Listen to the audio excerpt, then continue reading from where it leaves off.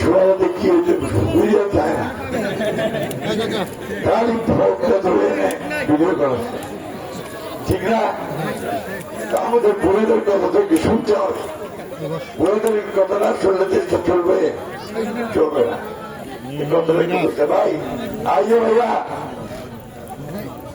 শেষ বাদিকে দেন, একদম বাদিকে ধরে দেন, একেবারে একেবারে।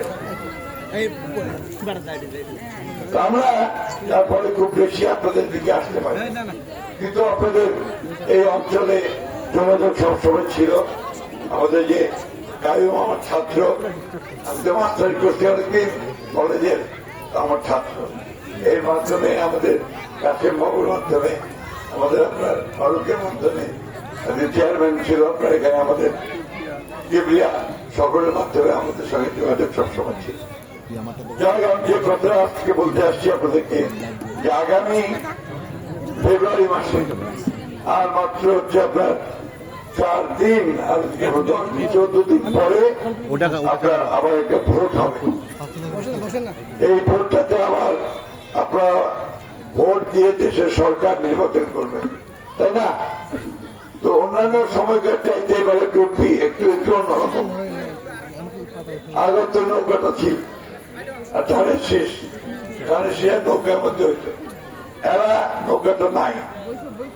নৌকার যিনি কান্ডারি, আমাদের সাবেক প্রধানমন্ত্রী হাসিনা, উনি আপনাদেরকে ফেলে ভারত ফেলে দিল্লি থেকে বসে আছে, আর আমাদেরকে বিপদে ফেলে দিয়ে গেছে, তাই না? থাকলে অন্তত একটা গণতান্ত্রিক অবস্থা চলতো, তাই তো? এখন আছে নতুন একটা মার্কা আসছে আমাদের সামনে, আপনাদের ছেলে তার প্রতিনিধি দাঁড়াইছে, তাই না? দেলোয়ার ভালো ছেলে, অল্প বয়স, এরা ভালো ছেলে।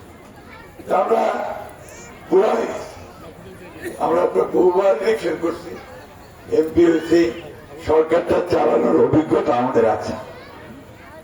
ওর বয়স কম, সামনের দিকে ইনশাল্লাহ আর ভালো করতে পারবে যদি লেগে থাকতে পারে, তাই না?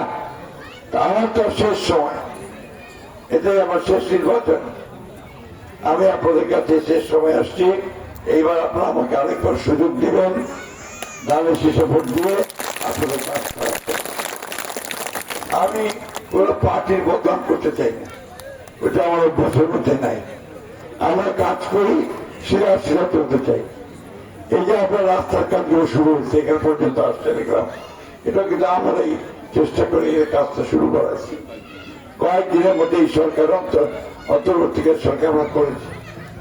আস্তে আস্তে দেখে প্রচুর ভুট্টা চাষ হচ্ছে, তাই না?